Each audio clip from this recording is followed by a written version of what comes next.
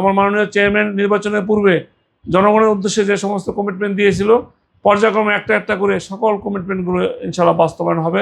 শুধু আমাকে না, আমার নেতা, আমার পার্টির চেয়ারম্যান, আমার এই দেশের প্রধানমন্ত্রী তারেক রহমান সাহেব, যারা পার্টির জন্য দুঃসময় ছিল, যারা কষ্ট করেছে, শ্রম দিয়েছে, জীবন দিয়েছে, চেয়ারম্যান সবাইকে মূল্যায়ন করার চেষ্টা করতেছে।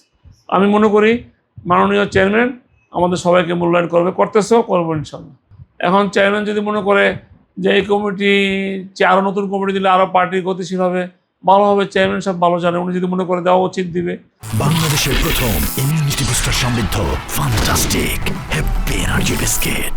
আমি তো মনে করি আমরা যে কমিটি এখন আছে, আমরা ঢাকা মহানগরের প্রত্যেকটা থানা, ওয়ার্ড, ইউনিট সবাই চায় এই কমিটির প্রতি তাদের আস্থা আছে এবং সবাই চায় এই কমিটিটা আরও কিছুদিন থাকা জরুরি, কারণ আমাদের অনেক কাজ বাকি আছে। আমরা চাই কাজগুলো শেষ করে আমি চেয়ারম্যানের যে প্রত্যাশা, এই প্রত্যাশা আমরা পূরণ করতে চাই। মানুষের পাশে থাকবে, ফ্যামিলি কার্ড দিবে, কৃষক কার্ড দিবে, তারপরে 10,000 পর্যন্ত মানুষের লোনের যে যারা কৃষকদের এই লোন নিয়েছিল কৃষি ব্যাংক থেকে, এগুলি মাফ করার ওনার একটা প্রতিশ্রুতি ছিল। উনি একদম ক্ষমতা আসার পর প্রথমেই কৃষকদের কৃষি লোন মাফ করেছে। অলরেডি আমরা শুরু করেছি ফ্যামিলি কার্ড, কৃষক কার্ড আমরা শুরু করেছি। তারই অংশ হিসাবে উনি আজকে চাঁদপুর গিয়েছে। আমি মনে করি আমার মাননীয় চেয়ারম্যান নির্বাচনের পূর্বে জনগণের উদ্দেশ্যে যে সমস্ত কমিটমেন্ট দিয়েছিল পর্যায়ক্রমে একটা একটা করে সকল কমিটমেন্টগুলো ইনশাআল্লাহ বাস্তবায়ন হবে এবং দেশের মানুষ উপকৃত হবে।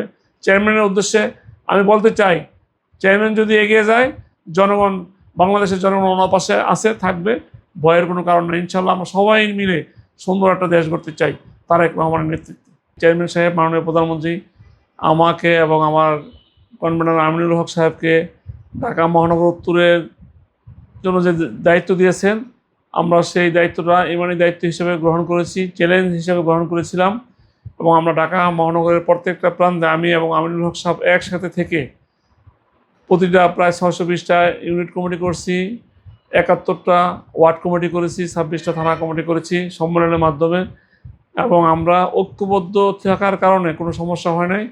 আমরা বিগত ঢাকা মহানগরের বিগত অনেক কমিটি হয়েছিল, সবচেয়ে ভালো কমিটি এটা ছিল। আমি এবং আমিনুল হক সাহেব সহ আমাদের পুরো টিম একসাথে বসে আমরা কাজ করার চেষ্টা করেছি, যার ফলে এই কমিটিগুলো নিয়ে কোনো কথা হয়নি এবং সবাই ঐক্যবদ্ধ থাকার কারণে সবাই এই কমিটিগুলো মেনে নিয়েছিল।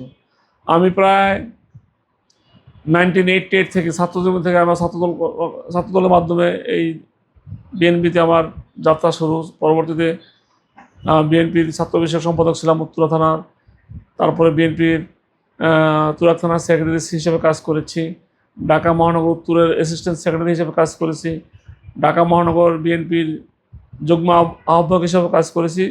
সর্বশেষ আমার পার্টির তখন ভারপ্রাপ্ত চেয়ারম্যান ছিলেন, এখন পার্টির চেয়ারম্যান এবং মাননীয় প্রধানমন্ত্রী আমাকে আমার কাজে সন্তুষ্ট হয়ে আমাকে ঢাকা মহানগর উত্তর বিএনপির সদস্য সচিব হিসাবে 2024 সনে আমাকে দায়িত্ব দেওয়া হয়েছে।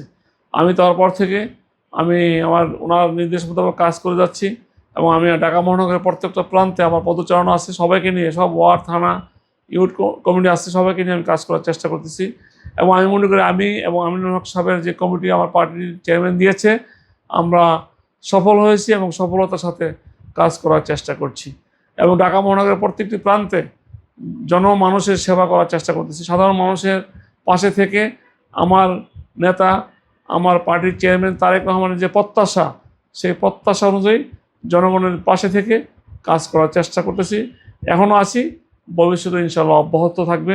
পরবর্তীতে আমার নেতার নির্দেশ মোতাবেক আমরা ইনশাআল্লাহ দুজনে, আমি এবং আমিনুল হক সাহেব, আমরা প্রত্যাশা মোতাবেক কাজ করতে চাই, করবো ইনশাআল্লাহ।